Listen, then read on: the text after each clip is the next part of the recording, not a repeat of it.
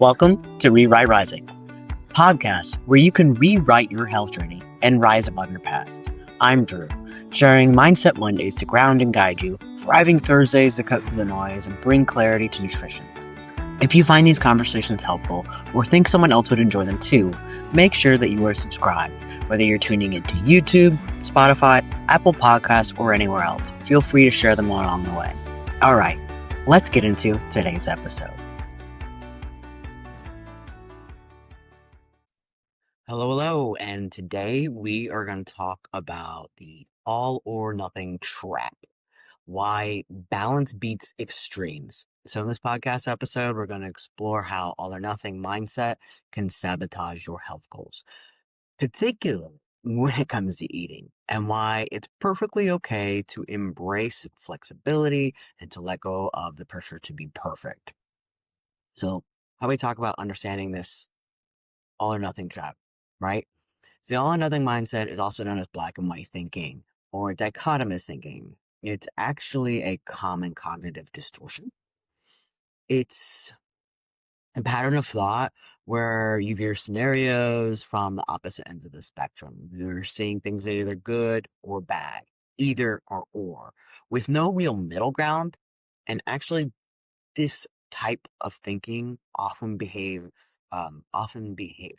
sorry about that. This type of thinking often reinforces negative emotions and behaviors.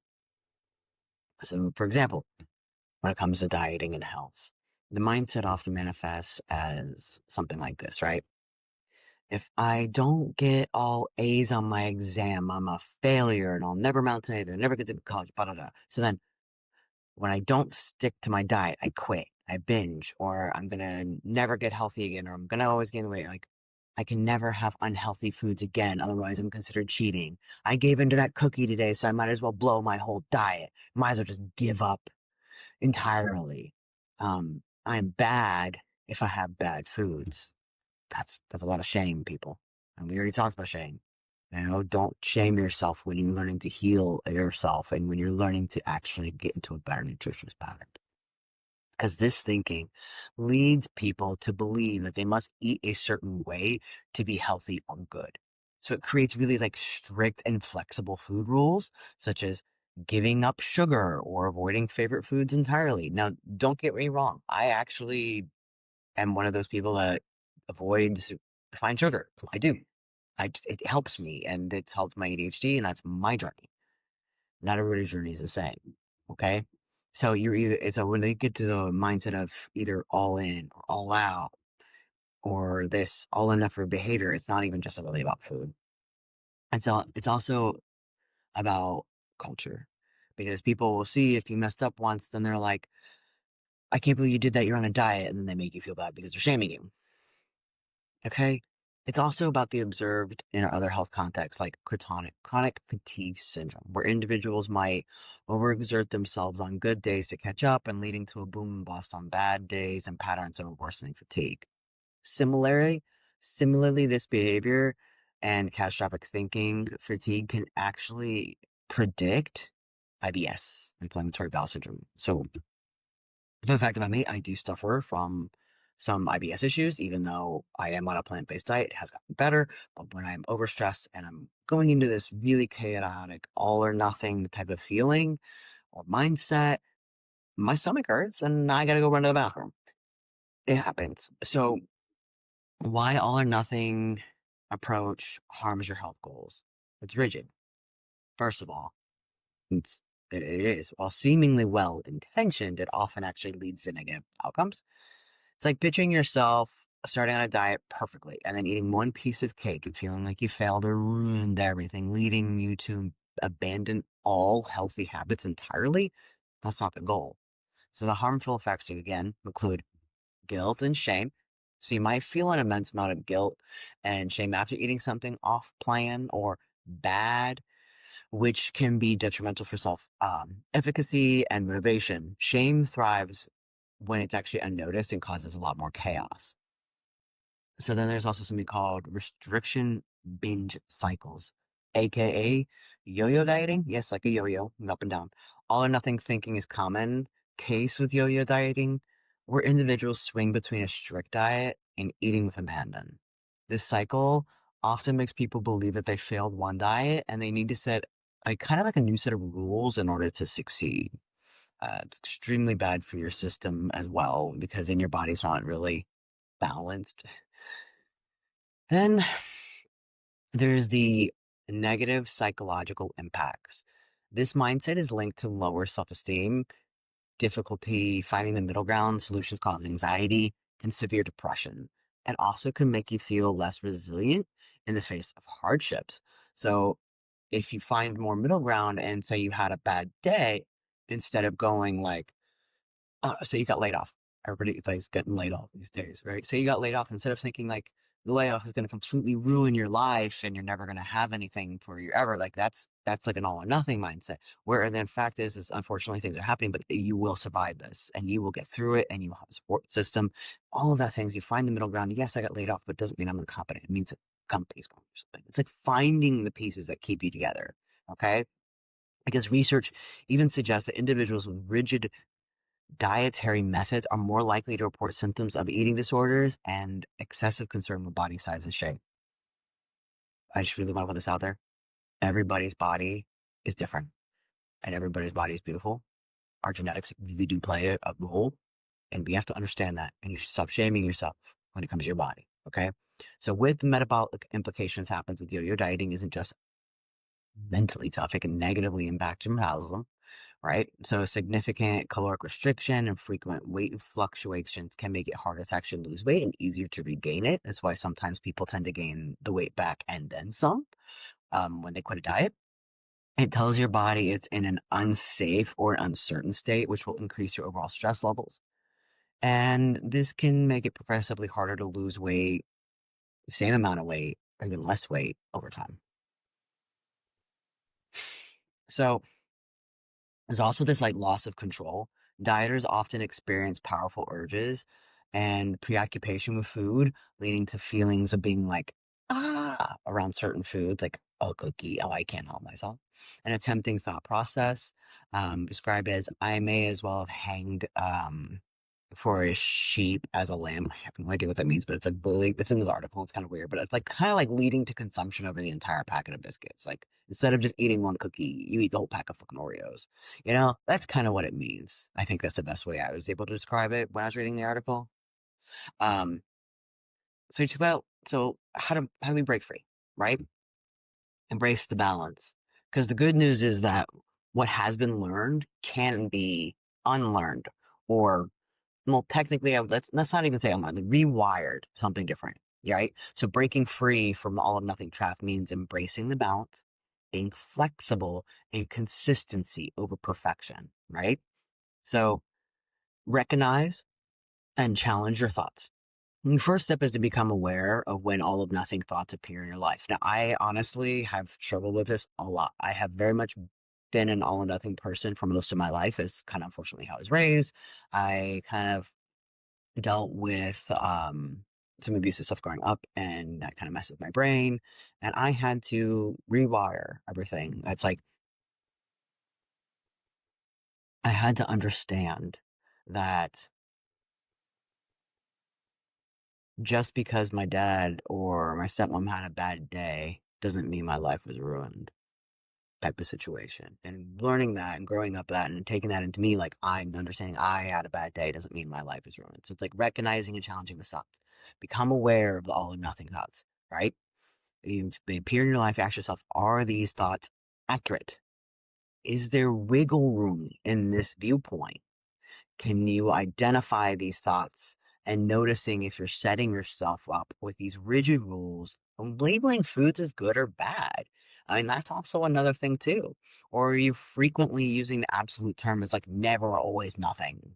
Like, right? So for example, um, I try my very best. I probably ought to say like 80% reduce refined sugar. I can't guarantee it's out of everything that I eat because sometimes things like if I'm going out to dinner, I can't guarantee that.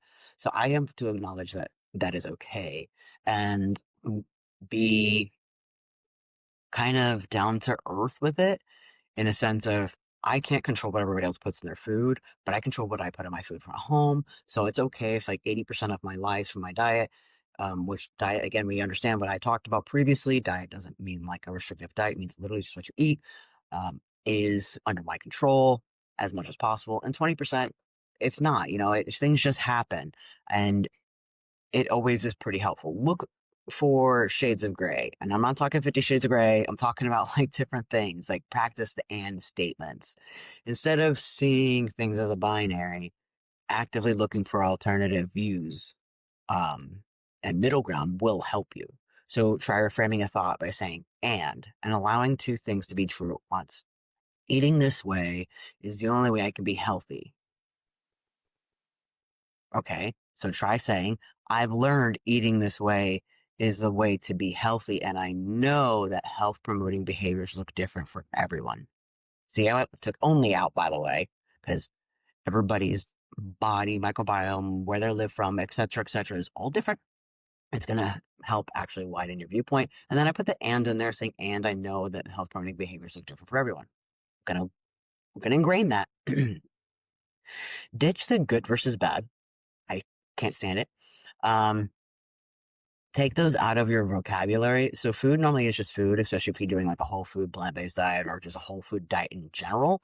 It doesn't define you as a good or bad person. Neutralizing the labels actually reduces the power of foods that hold over you, making it easier for you to control your yo-yo effects, or it makes it less likely for you to restrict, binge, or if you're out of control, As one source puts, all food belongs in a balanced diet. I am not a failure for enjoying food. I'm not a big person on processed food. I think processed food is fairly bad for you. You see me say bad. I think processed food is not what human beings should theoretically be eating, because we should be eating things that are more natural. And if somebody is having a really rough day and they've been eating really well for like solid months and they like want to go back to a childhood like pick me up that makes them feel good because they just know it's the one thing that's going to save their mentality, and they eat a goddamn Oreo, eat the fucking Oreo. Okay, just eat the fucking Oreo. Hell, eat the whole pack. Not gonna make you life miserable. It's not the point. Okay. Set small, attainable goals. So instead of extreme or highly restrictive goals, choose one habit at a time, preferably a small one that's doable and more sustainable. For instance, like you want to eat more vegetables, add maybe one or two more serving size a week, focusing on a vegetable first that you enjoy, whether it's frozen or canned, if it's not available fresh. And then second one, maybe a vegetable that you want to try that's new. Again, you're going to be over 80% more likely to continue with one new habit compared to the 5% likelihood if you were to put three at once. Like that's wow. Again, I'm going to say this. I'm going to say it because this is how I live my life. Practice flexible restraint. 80-20 is me. Some people are 90-10. That works for them. This approach involves setting guidelines without rigid rules. Aim for healthy choices most of the time. So like 80% or 90%, allowing the remaining portions for fun foods or unplanned meals, which is literally what I do. This reduces the feeling of deprivation, so you can feel like you're more excited and happy to eat and all that things, and supports long-term adherence, really. Reframe your mindset. So instead of I can't have that, try I can have that whenever I want, but I'm choosing this instead. That gives you control into what you're doing. So a very few single indulgence is not as a failure, but a part of a balanced lifestyle. So understanding that one cookie or one missed workout does not negate your progress. It's the overall pattern that matters. So get curious about why an indulgence happened and what could be done differently next time. And that's something that's really kind of cool. So it's kind of gonna go into my next lesson, like practice the mindful eating, paying attention to your hunger, your fullness cues, slowing down to savor each bite, noticing when you're satisfied, noticing what um, triggers you to want to get this A, B, C, D, E food that's highly processed that you ate before, these chips, these cookies, this, that, whatever. Find out what it is, because this can actually help prevent overeating and foster a healthy relationship with food. Also, seriously, slow down with your eating. You'd be surprised how just even taking a bite and sitting with it changes your whole life. So cultivate self-compassion. Be kind to yourself. All or nothing thoughts can negatively impact self-image, and self-compassion is a huge antidote. Allowing you to show up as you are, which is messy and imperfect because there's no such thing as actual perfection. Remember, consistency beats perfection every time. Focus on your overall health, not just weight loss. So, what you eat for weight loss can be the same as what you eat for health. So, even if the scale isn't necessarily moving, choosing foods that give you more energy, help you sleep better, and keep your heart healthy, um, it's really what matters because when you're feeling happier and more confident in yourself, things do change naturally. A long lasting health comes from long term consistency, not temporary perfection. So, if you're like, oh, I'm not losing 5 pounds in this month when I thought I was going to do A, B, C, D, E, you also have to remember that if you are working out and you're eating healthier, you're not only going to be eating a little more, but your muscles do weigh more than fat, which I know really confuses people. But what happens is like your fat's kind of like just big, and when your muscles start tightening, so you get more packed on. It's like packs, like stacks. Think of like Legos or blocks stacked together on top of each other. That's kind of muscles, so they end up weighing a lot more. So that's an actual thing too to remember. So in conclusion, let's just wrap this up because I could probably ramble about this all day. All or nothing trap is an extremely common pitfall in our pursuit to like health. By recognizing unique patterns and challenging them with flexibility, self-compassion, and setting achievable goals, you can really, build a more balanced and sustainable approach to eating and well-being. And remember, like progress is not perfection. That's not the goal here. So um, thank you for listening to Rewrite Rising. I drop a new podcast and video every Monday and Thursday. And remember to rewrite your story or rise above your past.